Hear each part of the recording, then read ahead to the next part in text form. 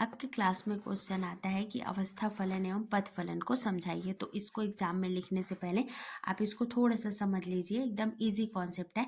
अवस्था फलन क्या है? तो आदर्श गैस समीकरण हमने पढ़ा था, PV is equal to NRT होता है, ठीक है। अब यहाँ से क्या हुआ, N is a number of mole, P क्या होता है? दाब होता है, V क्या होता है? वॉल्यूम, R गैस नियतांक होता है, T होता है ताप, है ना। तो जब PV is equal to RT कब होगा? यदि N का मान 1 मोल हो तो यहाँ 1 आ जाएगा। अब यहाँ से क्या हुआ, V is equal to R को हमने यहाँ रखा और यहाँ पे क्या लिखते हैं, टेम्परेचर के नीचे में ये P को ला लिया, ठीक है। तो ये तो R जो है हमारा कांस्टेंट है, इसका मान नहीं चेंज होता, परंतु यहाँ से क्या होगा, V is a function of temperature and pressure. तो यहाँ से क्या होगा, जो वॉल्यूम है वो फंक्शन है टेम्परेचर एंड प्रेशर का।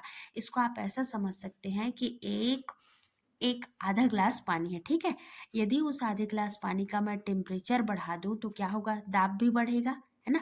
दाब, टेम्परेचर को मैं बढ़ा दूं तो दाब भी बढ़ेगा, परंतु ये क्या होगा, वॉल्यूम क्या हो जाएगा, कम हो जाएगा। जब भी कोई पानी गर्म होता है तो वो भाप बन के उड़ेगा, है ना, बाहर जाएगा, तो उसका क्या हो जाएगा, वॉल्यूम कम हो जाएगा। और यदि दाब को बढ़ाते हैं, है ना, अक्सर हमने देखा होगा कि हम जैसे बड़ी वगैरह बनाते हैं तो हमने क्या करते हैं, जो भी है उसको ऐसे कद्दूकस करके उसका पानी बाहर निकाल देते हैं, मतलब उस पर दाब लगाते हैं, तो भी क्या होता है, उसका वॉल्यूम कम होता है।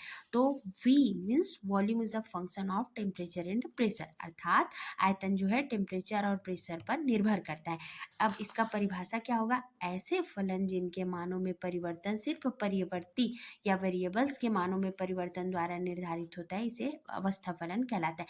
वेरिएबल्स का मीनिंग क्या होता है, परिवर्तित, जिसे हम परिवर्तित कर सकते हैं। हम टेम्परेचर को भी परिवर्तित कर सकते हैं और दाब को भी परिवर्तित कर सकते हैं। टेम्परेचर को कैसे, कोई भी बाह्य सिस्टम से हम टेम्परेचर बढ़ा सकते हैं, और प्रेशर क्या है, हम किसी भी बाह्य सिस्टम से, बाय द वे हम अपने हाथ से ही दबा के प्रेशर को बढ़ा सकते हैं। इस टाइप का ये इसका कॉन्सेप्ट है।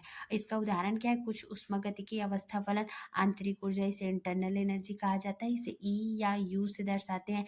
एंट्रोपी, एंथैल्पी, गिब्स मुक्त ऊर्जा, है ना, तो इसे G से शो करते हैं। कार्यफलन को ऐसे ऊष्माधारिता, CP और CV। तो CP क्या होता है, ये नियत दाब पर ऊष्माधारिता है और नियत आयतन पर। अब इसमें आपको एग्जाम में लिखना ही है कि अवस्था फलन के क्या गुण होते हैं। तो यहाँ से क्या होगा, इसके केवल 2 गुण हैं। 2 या 3 अवस्था फलनों के मानों के निर्धारण किसी निकाय के अन्य अवस्था फलनों के मान स्वतः निश्चित हो जाते हैं। जब इसी कॉन्सेप्ट है इसका भी, 2 या 3 अवस्था फलनों के मान को निर्धारण करने से उसके किसी अन्य अवस्था, बाय द वे मैं यहाँ पे करूँ तो टेम्परेचर और प्रेशर को निर्धारण करने से हम ऑब्वियसली वॉल्यूम के बारे में बात कर सकते हैं, यही बात बोल रहा है, ठीक है। और दूसरा है, जब किसी निकाय की अवस्था में परिवर्तन लाया जाता है तो अवस्था फलन में परिवर्तन निकाय की अवस्था पर निर्भर करता है, पथ पर नहीं। हाँ, अब देखो यहाँ पे क्या है, प्रेशर चेंज होना है मतलब वो होगा ही, चाहे आप किसी भी अपने हाथ से दबाओ या किसी लकड़ी से दबाओ।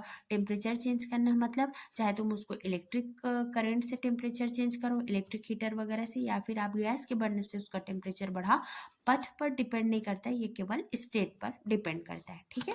उसके बाद है पथ फलन क्या है। तो पथ फलन का पहले परिभाषा देख लेते हैं। निकाय के कुछ गुणधर्म जिनके मान अवस्था परिवर्ती के मानों पर नहीं बल्कि अवस्था प्राप्ति के पथ पर निर्भर करता है, ये पथ फलन कहलाता है।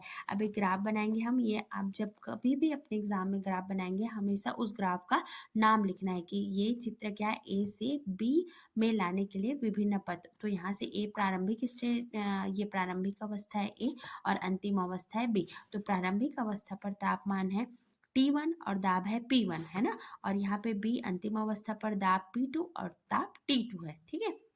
अब ये पहला पथ है कि यहाँ से हम A से B ऐसे पहुँचे, दूसरा पथ है हम ऐसे डायरेक्ट पहुँचे, तीसरा पथ है हम ऐसे गए। अब देखो यहाँ पे प्रेशर है और यहाँ पे टेम्परेचर है, तो यहाँ पे क्या होगा, निकाय के कुछ गुणधर्म जिनके मान अवस्था परिवर्ती के मान पर नहीं अपितु अवस्था प्राप्ति के पथ पर निर्भर करता है, पथ फलन कहलाता है। आप एक परिभाषा याद करोगे दूसरा ऑब्वियसली याद हो जाएगी। ये पथ पर निर्भर करता है, वो अवस्था पर निर्भर करता था। उदाहरण है कार्य और उष्मा। अब देखो कार्य को आप ऐसे याद कर सकते हो, आपको इस बिंदु से लेके यहाँ तक जाना है, ठीक है। अब समझ जाओ कि आपका कॉलेज या स्कूल आपके घर से ऐसे डायरेक्ट जाने में पास पड़ता है, ठीक है।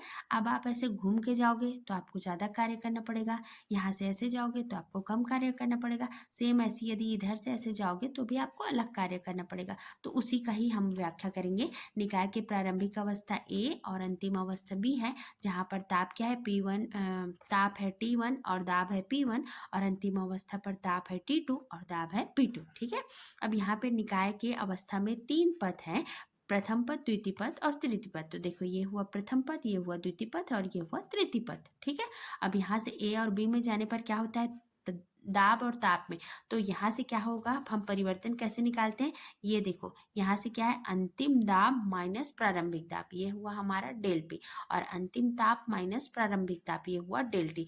तो यहाँ से क्या होगा, यह मान अवस्था परिवर्तन के पथ पर निर्भर नहीं करता, अपितु पथ 1 और 2 और 3 के समान रहता है, अतः ताप और दाब एक अवस्था फलन है। ठीक है, और उपर्युक्त अवस्था परिवर्तन में निकाय द्वारा किया गया कार्य W1, W2, W3 ये स्मॉल रहेगा, है ना, विभिन्न पथों पर भिन्न होगा क्योंकि यह अवस्था के पथ पर निर्भर करता है, अतः कार्य एक पथ फलन है और ताप और दाब अवस्था फलन है। तो जब आपके एग्जाम में पथ फलन और अवस्था फलन को समझाने के लिए बोला जाएगा तो सबसे पहले आप ये आदर्श गैस समीकरण से सबसे पहले आप अवस्था फलन को डिफाइन कर देना, उसके बाद इस समीकरण से इसको एक्सप्लेन करके इसका उदाहरण देना, उसके बाद इसका गुण लिखना, सेम ऐसे पथ फलन में करना, इसका यहाँ से परिभाषा लिखना, उदाहरण देना, इसको एग्जाम्पल देके लास्ट में ये कंक्लूजन करके बना लेना।